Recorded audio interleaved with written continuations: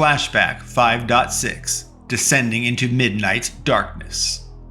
Deputy Taylor and I met at the broom closet, adjacent to the clergy offices. From there, we walked down the hallway to and entered Nicodemus's office. The deputy looked around Nicodemus's office as I walked over to the bookcase door I had found earlier. Then she joined me in moving it so we could open the flap panel wall door behind it and descend the spiral staircase. As we moved the bookcase, the deputy commented, "Doesn't it seem weird to you that a secret door has a blatantly visible scratch mark on the floor that exposes the otherwise secret?" She questioned, "They must not be worried about people thinking there's something behind the bookcase." Or questioned why it was moved so often that it would scratch and leave track marks in the hardwood floor around it. It was suspicious, and it did seem to betray any secrets that it otherwise concealed. The deputy pulled out 2 small rubber bands with little circles affixed to them. She handed one to me and said, "Put it on your head. The dot should be on your forehead, facing out." I did as instructed. The rubber band was not very tight, so it was a little snug. Taylor leaned over and tapped the circle on my forehead. The little dot lit up. It was an LED flashlight bulb headlamp. It was not super bright, but it was enough to illuminate where we were standing and going. Taylor added, "These are disposable recon lights. They are dim to avoid detection, but bright enough to navigate." Wow, I thought. The deputy had all the cool toys. I really did wonder where she got them all. I revealed to the deputy that I had obtained 2 sets of robes and cowls from Bob, who had secured them during his laundry duties. We went and put them on, hoping they might offer some degree of incognito.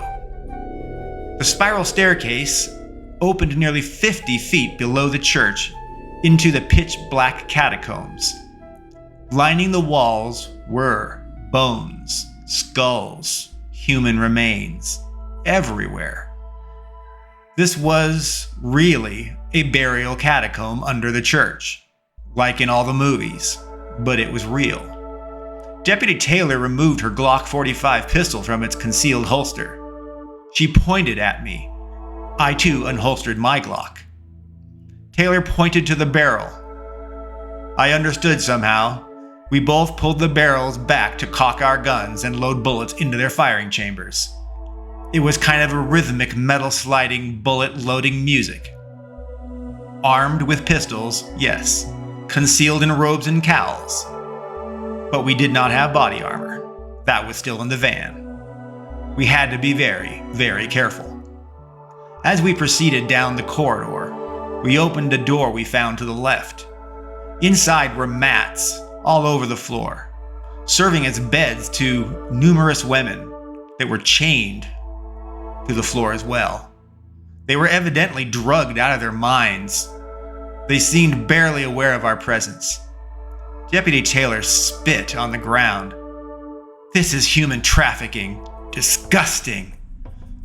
And drug-controlled prostitution or slavery or both. Eventually, their brain is so damaged, there's no coming back, even if they get rescued. I don't know how we can help them right now, Richard. For now, we're going to have to leave them." The deputy looked incredibly incensed by those victimized women enslaved by drug-addled brains and dependents. She declared, "We may have to leave, Richard, but we will see justice done. This is pure evil." We came across another room down the corridor, leaving the women behind. The new room housed a huge golden podium with a huge book laid across it. I went inside to examine the book. It was apparently the Manifesto of Baal and the Cult of Baal's Indoctrination Ritual Guide. I told Taylor that we should take the book when we leave. It was too big to carry around while we were on active mission. It was surprising to me. The devil ran a very organized and structured organization. More ironic to me, the devil had rules for everybody to live by. I guess he wasn't pure chaos. The deputy and I were wandering down more corridors to the point that I felt lost.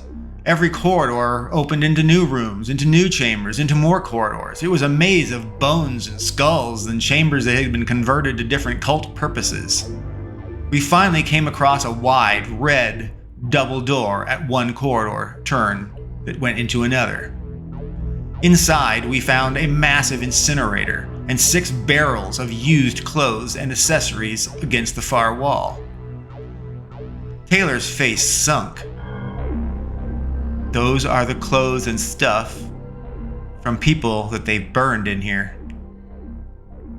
I said, revolting. We need to end these guys.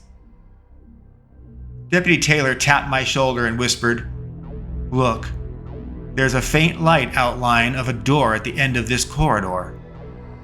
There's someone inside that room.